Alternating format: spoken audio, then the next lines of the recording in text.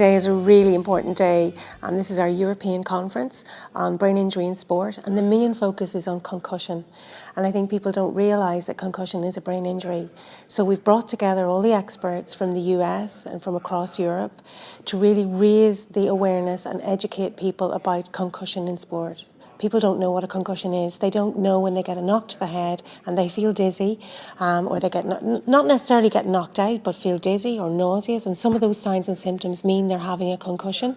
And a lot of players aren't recognising that that's what they're suffering, so they're not reporting it. I think coaches aren't trained high enough to be able to identify the symptoms that are presented with concussion. And I think, again, at the pitch side, people just are not picking it up. And what we're saying to people is, you know, if you see anything that represents a concussion, if in doubt, you sit it out. You just do not let people back on the pitch. We have to appreciate the risk of long-term consequences. So I talked about chronic traumatic encephalopathy, and I talked about how, the many ways that we can make sports safer. Things like education, things like rule changes, things like changing how we practice, but really tried to get the people to see that it's our obligation to make these changes.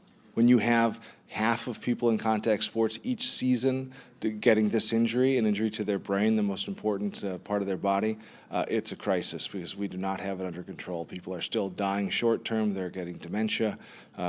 It's unquestionably a crisis. We have had a dramatic change in the last 5 years in the U.S. in how we treat concussions, and that change is happening here, but it just hasn't progressed as far so that every parent knows how you properly treat a concussion when it happens in some youth league outside of the major cities. Ireland is ahead of most of the rest of the world in terms of embracing this knowledge, in terms of turning it into action. So I think I would be pleasantly surprised at how far things are going because most everybody is completely on board. First of all, let me say that the IRB have got one of the best records in welfare of any sport. It's second to none.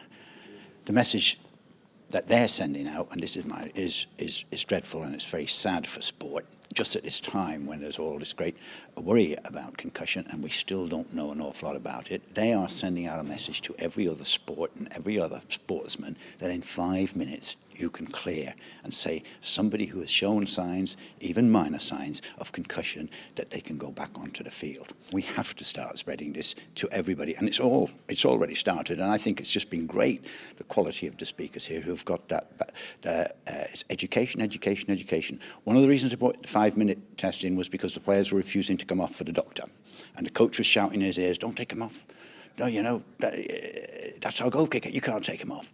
Right? So the doctor's in an awful state because he's an occupational health physician. He's paid by the company.